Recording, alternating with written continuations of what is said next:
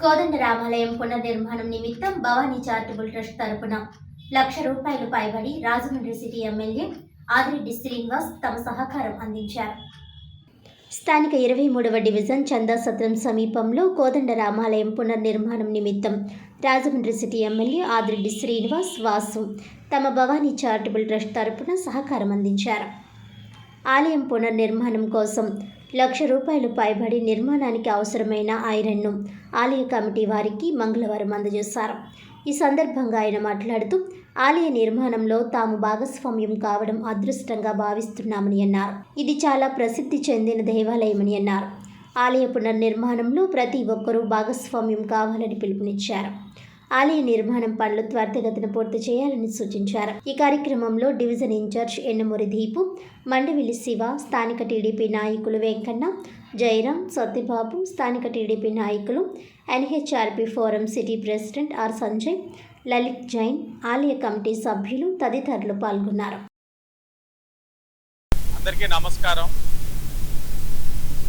కోదండ రామాలయం పునర్నిర్మాణం ఏదైతే 23వ వార్డులో జరుగుతూ ఉందో, మరి దాంట్లో భాగస్వామ్యం అవ్వడం అన్నది అదృష్టం కింద భావిస్తూ ఉన్నాను.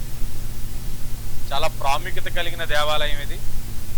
మరి ఎన్నికల సమయంలో కూడా ఇక్కడ ఉన్న స్థానిక పెద్దలందరూ కూడా కలిసికట్టుగా ఈ నిర్మాణాన్ని ఏదైతే దేవాలయాన్ని పునర్నిర్మాణం చేసుకోవాలి, మీ వంతు సహకారం కావాలి అన్నప్పుడు వార్డు ఇన్ఛార్జిగా ఏదైతే దీపు గారు, అలాగే పెద్దలు మండవేలి శివ గారు, అలాగే స్థానిక పెద్దలు తెలుగుదేశం, బీజేపీ, జనసేన కూటమి నాయకులు అందరితో చర్చించి తప్పకుండా దేవాలయం పునర్నిర్మాణానికి మన అందరి సహకారం ఉండాలని ఆ రోజు చెప్పడం, మరి ఎన్నికలు అయిన తర్వాత వీరందరి సహకారంతో ఏదైతే ఎన్డీఏ కూటమి అభ్యర్థికి ఎమ్మెల్యే అయ్యి ఉన్నానో మాట కట్టుబడి ఈ రోజున సుమారు ₹1,00,000 పైన విలువ చేసే ఐరన్ని దేవాలయం నిర్మాణానికి మా భవానీ చారిటబుల్ ట్రస్ట్ నుంచి డొనేట్ చేయడం జరిగింది.